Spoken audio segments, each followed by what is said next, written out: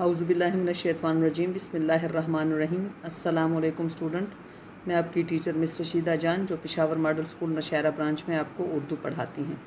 बच्चे, आज जुमात नहम का एसवीटी है और ये मई का एसवीटी है। अप्रैल का हम कर चुके हैं, ये मई का एसवीटी है और लेक्चर नंबर है 3।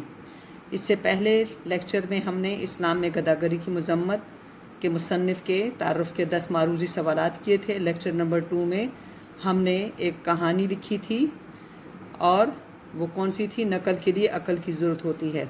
और लेक्चर नंबर 3 में है आज एक दूसरी कहानी का नाम है एक अकेला 211।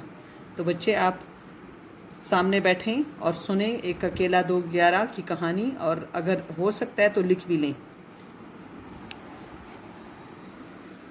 देखें बच्चे, अब एक अकेला 211 मतलब एक अकेला बंदा कुछ नहीं कर सकता, इसके साथ दूसरा हो जाए तो कुछ ना कुछ फिर हो सकता है। एक दफ़ा का जिक्र है कि एक जंगल में एक दरख्त पर एक गुलहरी और चिड़िया रहती थी।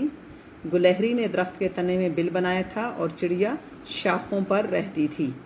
एक दिन गुलहरी के बच्चे कहने लगे कि ये घर हमारा है, यानी ये दरख्त हमारा है, चिड़िया क्यों अपने बच्चों के साथ यहाँ पर रहती है। गुलहरी के बच्चे चिड़िया के बच्चों से लड़ने लगे तो गुलहरी ने उनको कहा कि ये बच्चे हमारे हमसाए हैं, इनका घर ऊपर है, हमारा नीचे है।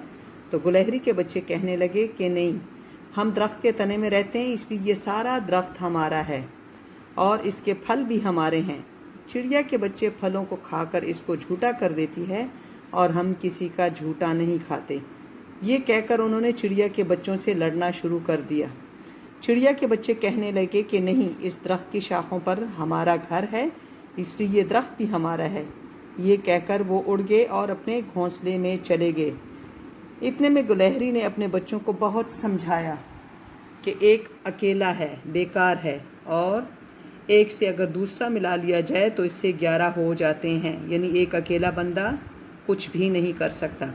लेकिन गुलहरी के बच्चों पर कोई असर ही ना हुआ और वो इसी तरह चिड़िया के बच्चों से लड़ते रहे। नीचे बिल में बैठा एक सांप ये तमाशा देख रहा था। उसने जब देखा कि तो सोचा क्यों ना पहले तने में बैठे गुलहरी के बच्चों को और उसके अंडों को निशाना बना लिया जाए, फिर चिड़िया के घोंसले तक पहुंचा जाए। इस तरह वो आहिस्ता आहिस्ता दरख्त पर चढ़ने लगा। चिड़िया ने जब देखा कि सांप ऊपर आ रहा है तो जल्दी से उड़कर तने पर आई और तने में अपनी चोंच पर सुराख करने लगी।